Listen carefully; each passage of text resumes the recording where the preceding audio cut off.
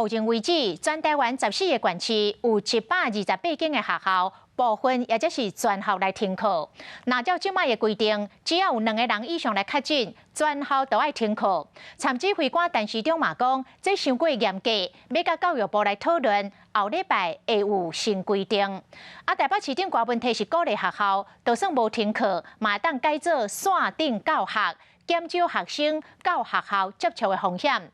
问题是，若全部拢改做线顶教学，这对老师甲家长来讲压力真大，因为并不是每一个家长拢会当长期居家上班，这囡仔要安怎照顾是一个大问题。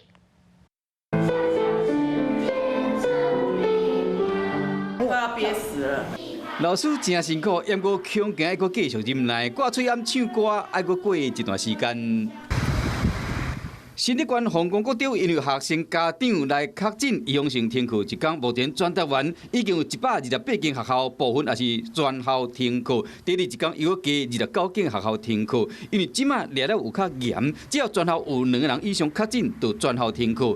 停课的学校一群增加有够侪，这个标准敢袂伤严？太严格了哈。就是说有2个以上就全校要来停课等等这些相关的规定，可以来做讨论。因为持续大规模的停课，其实对小孩的受教权也会受影响。的吗？那要怎么办呢？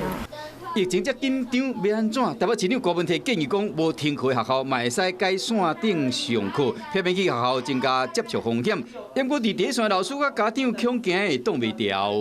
大家不要误以为线上上课老师是轻松的，老师是更麻烦的。老师比较喜欢的是实体上课，你线上上课是从第1分钟到最后1分钟是绝无人场，就跟电视主播一样。